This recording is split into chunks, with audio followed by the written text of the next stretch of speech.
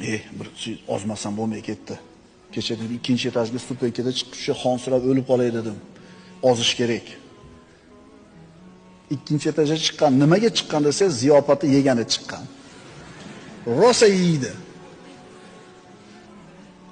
Demak, o'sha vazning yengillab, qonning kirib, figuring to'g'ri bo'lishlik faqat tilingda seni. Amalingda yo'qligi uchun yuribsan sevara 120 kilo bo'lib. Endi bu ves masalasida yana bitta narsani aytib qo'yishim kerak. Biz mana bu g'arblilarga o'xshab turib, hadeb taroziga chiqib monchaga tushishim kerak, bo'yim moncha ekan, vesim moncha bo'lish kerak deb ular aytayotgan shablonga tushmaymiz. Yigitlar yeylar, yaxshi yeylar, qorin bilan bel chiqmasa bo'ldi.